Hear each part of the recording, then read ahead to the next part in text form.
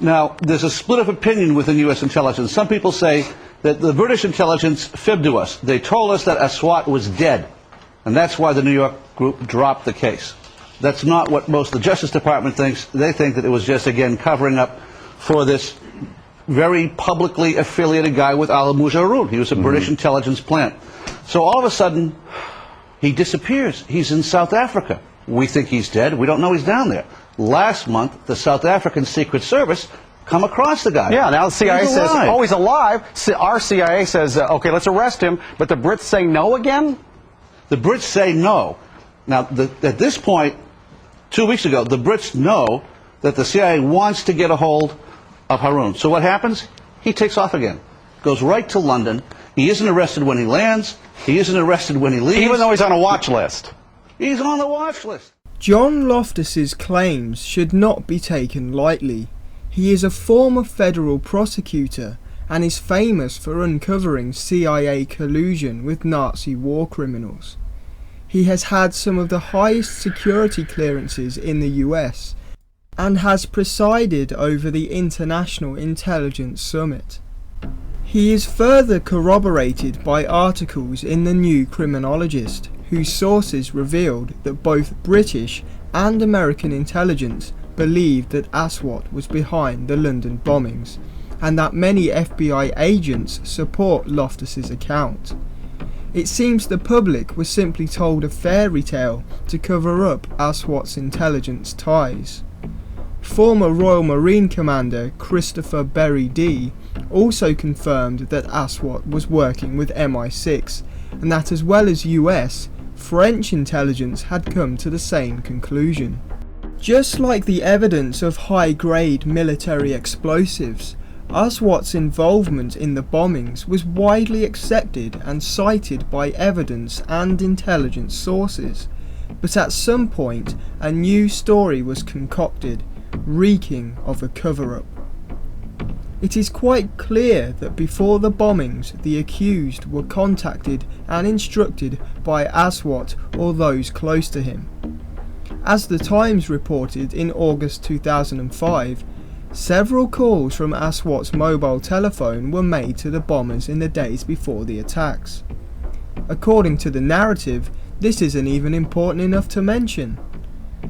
The article even drops hints of his MI6 involvement. Questions are also being asked about whether the British did not wish to have Aswat arrested because he was seen as a useful source of information.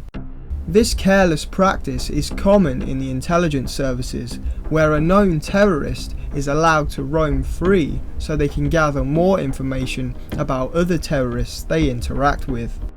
In an earlier article, the Times wrote that intelligence sources claim that there were up to 20 calls between Aswat and two of the bombers in the days leading up to the attacks. One source is quoted as saying, "We believe this man had a crucial part to play in what happened in London." So this isn't something we can just ignore. Without a proper inquiry into the original intelligence used to link Aswat to the bombers, and then an investigation into why it was suddenly discounted, we can't be clear of what happened. And once again the official narrative is thrown into doubt.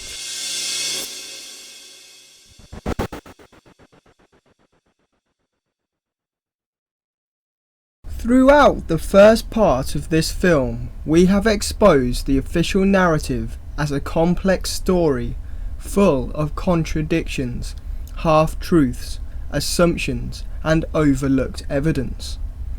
There are many more anomalies about what happened that day that have been covered by the independent media. Some of those include multiple reports that Benjamin Netanyahu, the Israeli finance minister, received a warning prior to the attacks. He's since denied it, but it's never been made clear where the reports originated and why they are now considered incorrect.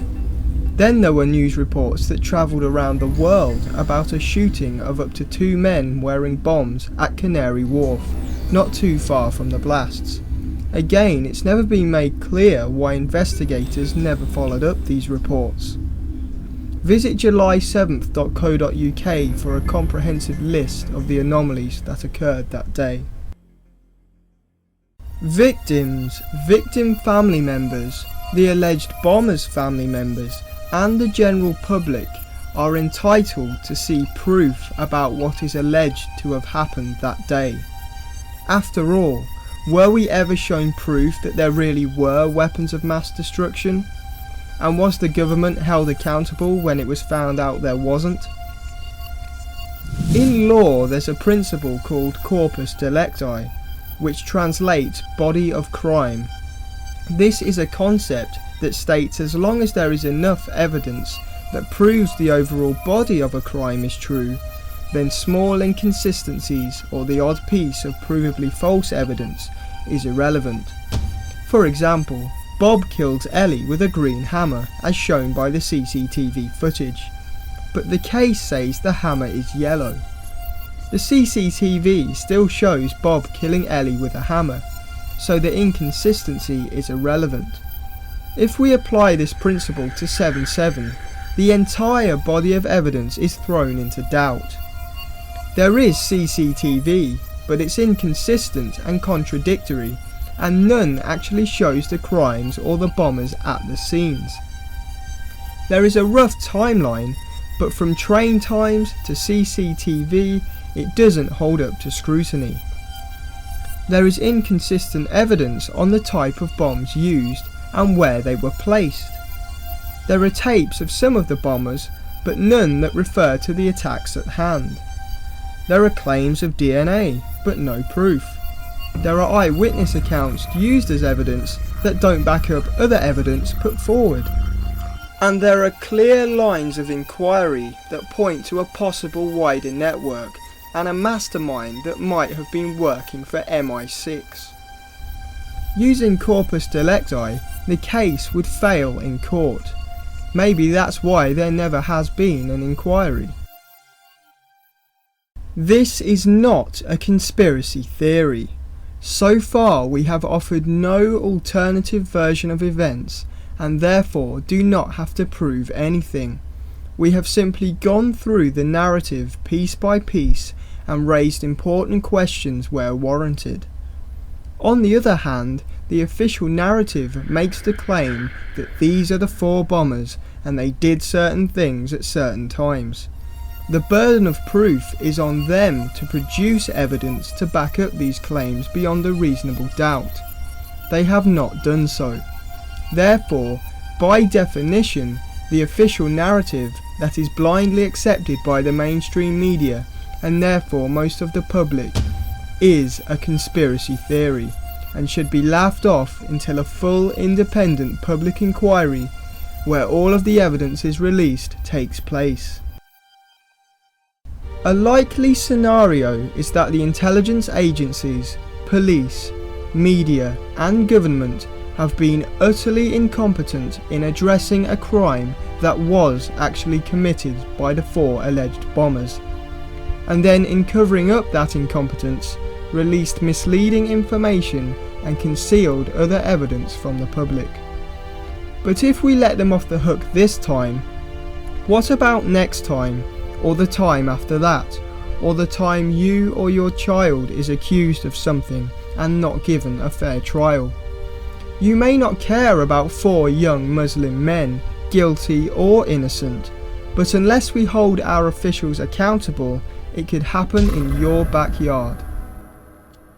Next in the series, we will look at the wider war on terror, specifically the role of Al-Qaeda. Immediately after 7/7, the government supported the idea that Al-Qaeda were behind the attacks. After all, this idea gave credence to the controversial wars in the Middle East. Foreign Secretary Jack Straw said the coordinated blasts in trains and on a bus bore the hallmarks of an Al-Qaeda related attack.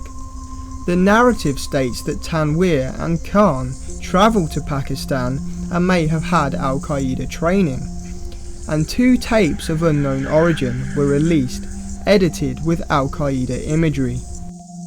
Most importantly, evidence suggests bombs used in the blasts were high grade, likely military, and authorities were looking for a Balkan connection whose Muslim radicals have ties to what is known as Al-Qaeda. There is also evidence of a mastermind who at one time was bin Laden's bodyguard. However, despite all of this, the official story contradicts itself and claims Al-Qaeda or another network were not responsible. Which is it? Because the narrative is provably false, it would be beneficial to go down the line of inquiry that Al-Qaeda may have been involved at some point. Therefore, it is important to define what Al-Qaeda really is and where it began to see if this is feasible. In subsequent videos, we will then look at the intelligence service's own role in radicalizing Muslims, funding terrorists overseas, and what they knew prior to the attacks to address if some fault or the entire fault lies with our own government.